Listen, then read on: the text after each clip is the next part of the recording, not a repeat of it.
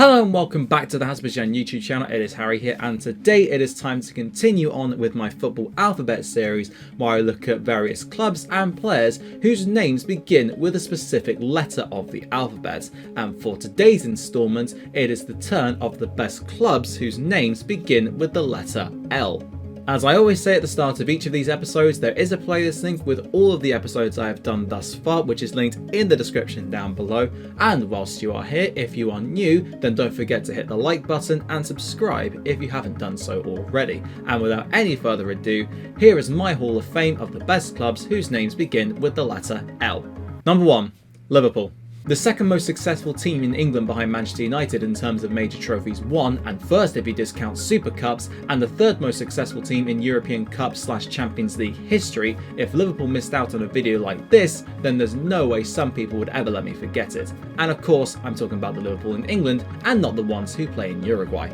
The Reds were founded in 1892 as a result of Everton moving out of Anfield, and the tenant, John Holding, realised that he owned a stadium with no one to fill it, so he decided to leave Everton and set up his own team, which he called Liverpool. It's weird to think that a club who were literally set up to ensure that a stadium in Merseyside didn't fall into disrepair or destitution have become one of the most globally successful and marketable teams, but much to Everton's chagrin, that is exactly what has transpired. Liverpool have won 19 league titles in all, with their first coming in 1901, just 9 years after their foundation, and the latest in quite remarkable fashion in 2020 after winning 26 of their first 27 games, as well as 7 FA Cups, 8 League Cups and 6 European Cups or Champions Leagues, including the remarkable Istanbul comeback against AC Milan in 2005. The major turning point that made Liverpool a true global powerhouse was when Bill Shankly took charge in 1959, as although they had been relatively successful up to that point with 5 league titles to their name, they were stuck in Division 2 the year that Shankly came in. He completely revamped the club, revolutionising the training facilities at Melwood, creating the boot room for coaching staff to discuss strategies, and releasing 24 players upon his arrival to mould the club in his name, with the idea being, to quote the man himself, to build Liverpool into a bastion of invincibility. He did just that, winning a moderate number of trophies before retiring in 1974, with his successors Bob Paisley, Joe Fagan and Kenny Dalglish building upon the foundations that Shankly left behind, and all picking up a plethora of honours to turn Liverpool into the most dominant team in England during the 1970s and 1980s. There are 2 tragic events in Liverpool's history though, with the first being the Heysel Stadium disaster in 1985 after the Reds fans started attacking Juventus supporters prior to the European Cup final between the two teams, leading to a wall collapsing, 39 people dying and a ban for English teams from competing in Europe for 5 years, and Liverpool for 6. The other one though was not their fault in the slightest, with the Hillsborough disaster in 1989 caused by policemen letting more fans into a stand that it could actually hold, and it collapsed, with 96 and recently a 97th just about a week or so ago losing their lives, but justice was brought to the fans in 2012 when a jury ruled that it was an unlawful killing by the police officers in charge that day. Number 2. Linfield. Now we move from a club who have won 65 officially recognised trophies in their history to one who have won more official trophies than almost any club worldwide, albeit all of them are domestic. Linfield, who were founded in 1886 by members of the Linfield spinning mill, have won a quite frankly ludicrous 271 competitions in their history, although 119 of them are from tournaments that no longer exist and 43 of them are in the regional County Antrim Shield. But with those removed, you still have 109 league or cup successes, which only puts them behind Rangers of Scotland, Al Ahly of Egypt and Nacional of Uruguay. 55 of them consist of league championships, which is a joint world record tied with Rangers, and coincidentally enough, both of them won their 55th league trophy each last season, and 44 of them are from the domestic cup, which is only bettered by Vaduz of Liechtenstein on 47. They won the very first Irish Championship back in 1891, and their most successful stint was between 1981 and 1987, when they won 6 league titles on the bounce, as well as doing a hat-trick of league titles on 7 different occasions.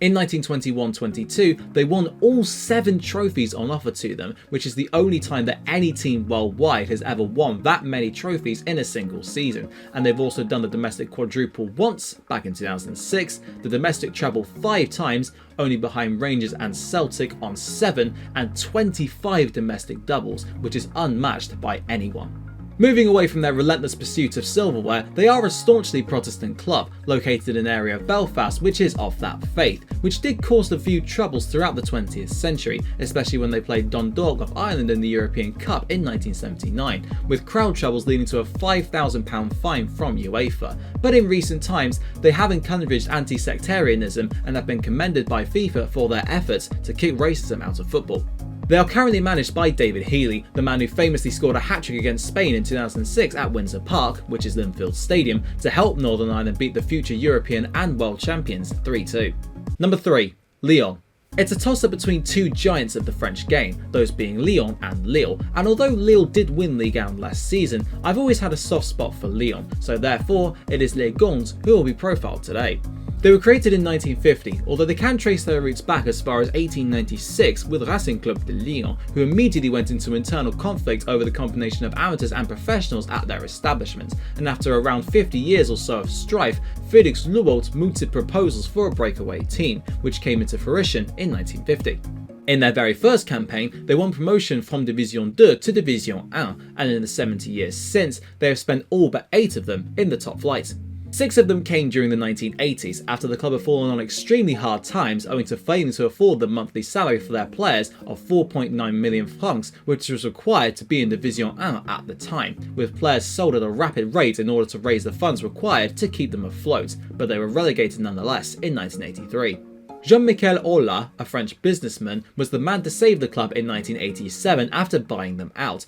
and unlike many so-called saviours, Aulas actually worked wonders for the club, even being voted as the best president in the history of French football by readers of France Football in 2021. His project was to return Lyon to European football, put a huge emphasis on youth, and, eventually, form the greatest women's side in history too, and remarkably, he did all of those 3 things with immense success. After having finished as runners-up a few times prior to 2001, the club went on a league-winning spree that saw them pick up 7 league titles in a row between 2002 and 2008, something which no other team in Europe's top 5 leagues had ever done by that point, despite losing talent on a regular basis, although their ability to churn out the likes of Karim Benzema, Samuel Umtiti and Florent Malouda and replace them with ease is quite simply incredible. Strangely enough, they are the only league titles that the club has ever won, but they do also have 5 Coupe de France titles and have reached the Champions League semi-finals twice, in 2010 and in 2020, and their women's team is the finest on earth, having won 14 straight Ligue 1 titles between 2007 and 2020 and 7 Champions Leagues, both of which, as you might expect, are records. Number 4. LDU de Quito. The only club outside of Brazil or Argentina to have done the continental treble in South America, namely winning all 3 of CONMEBOL's major tournaments, LDU de Quito achieved this feat within the space of just 3 stunning years, but it is clear that they have come quite a long way from the amateur outfit they were established as back in 1930. They were originally a multi-sports club incorporating basketball, ping pong, chess and swimming, amongst other sports, in their establishment, although given their strict budgets, members of the club had to actually pay for their own uniform and expenses, which makes it all the more impressive that they were financially able to run so many different sports. They had put their focus solely on football by the mid-1950s though, as they were winning a plethora of amateur and regional titles, and by the time professionalism came into being in Ecuador in 1955, they were ready for the change, winning their regional league 6 times in 12 years and finishing as runners-up on a further 3 occasions. When regional tournaments were scrapped in 1967 in favour of one national league, LDU, which stands for Liga Deportiva Universitaria, became a force once more, winning it in 1969, although they embarked on a tumultuous tumble and rise in the 1970s, falling 2 divisions in 2 consecutive seasons before winning promotion back to the top flight in their next 2, and then winning the league again in their first season back. Ever since, they have won another 9 league championships, the most recent of which coming in 2018, which puts them 4th in Ecuador's all-time standings, behind Barcelona, no, not that one, a different one, Emelec and El Nacional. Their greatest era, however, was between 2008 and 2010, when, as implied earlier, they won all 3 CONMEBOL competitions, the Libertadores, the Sudamericana and the Recopa, in straight years, becoming the first and today only team to ever achieve this feat, and they also supplied 7 of Ecuador's players for their 2006 World Cup campaign when they went out in the round of 16 at the hands of England. Number 5. Lazio. Although a subsection of their fans and ultras are well renowned for their far-right tendencies, with one banner held up in 1998 in a game against Roma saying, quote, "Auschwitz is your country, the ovens are your homes," close quote, which has tarnished their reputation somewhat,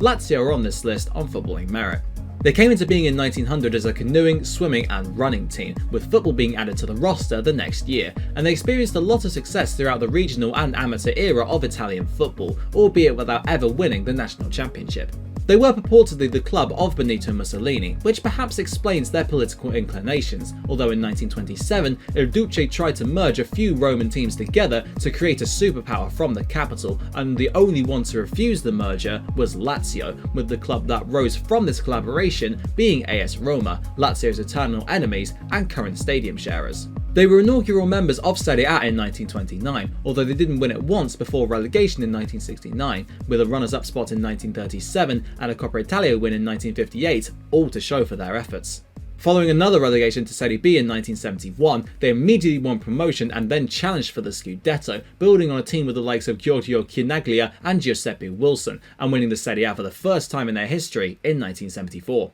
Throughout the 1980s, Lazio fell foul to a couple of match-fixing scandals involving their players illegally betting on their own matches, the first of which seeing them forcibly relegated to Serie B, and the other resulting in a 9-point deduction, which did eventually see them drop back into Serie B again. Sergio Cragnotti's purchase of the club in 1992 turned their fortunes around, and they became lavish spenders, including buying Paul Gascoigne that very year, which increased Serie A's profile in England, and then Christian Vieri, Juan Sebastian Veron, and Hernan Crespo for fees in excess of £17 million,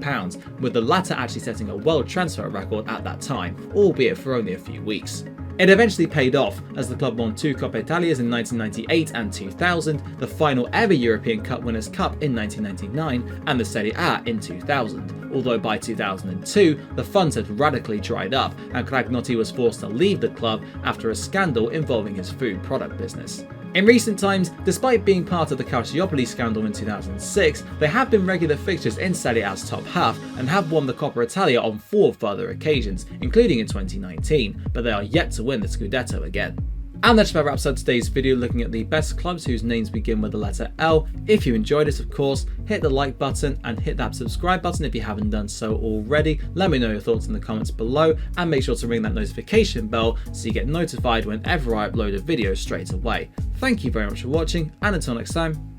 I'll see you then.